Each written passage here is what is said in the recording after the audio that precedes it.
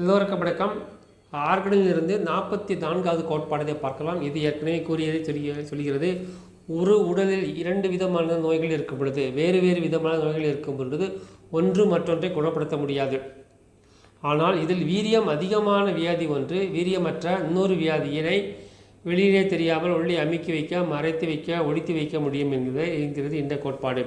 அதாவது ஒரு உடலில் 2 வியாதிகள் இருப்பது மிகவும் அரிதானது. ஆனால் அப்படி இருக்கும் பட்சத்தில் வீரியம் அதிகமான வியாதி வீரியம் குறைந்த வியாதியை மறைத்து வைத்திருக்கும். அந்த வீரியம் அதிகமான வியாதி உடலை விட்டு போன பின்பு அந்த வீரியம் குறைந்த வியாதி திரும்பவும் வெளியே வந்து தனது வேலையை காட்டும்.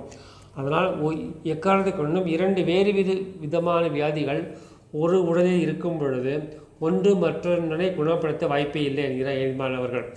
ஆனால் அலோபதி மருத்துவர்கள் செய்தார்கள்.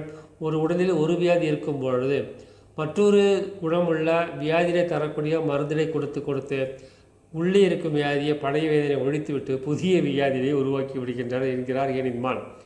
அதாவது இயற்கையிலே நடைபெறும் 2 வியாதிகள் ஒரு உடலில் இருக்கும் பொழுது வேறு விதமான வியாதிகள் இருக்கும்போது ஒன்று மற்றொன்றை குணப்படுத்த முடியாது. அதே போல் உடலில் ஒரு வியாதி இருக்கும் பொழுது மருந்தினை கொடுத்து வியாதியை தரக்கூடிய வேறு விதமான நோயினை உருவாக்கக்கூடிய மருந்தினை கொடுத்து வேறு வியாதியை குணப்படுத்தி பழைய வியாதியை குணப்படுத்த முடியாது என்கிற ஏனின்மான்.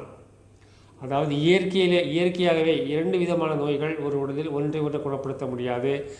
ஒரு வியாதி இயற்கை வியாதி, மற்றொரு வியாதி செயற்கை வியாதியை கொடுத்து ஏற்படுத்தி அந்த இயற்கை வியாதியை குணப்படுத்த முடியாது என்கிறார் ஏனின்மான் அவர்கள்.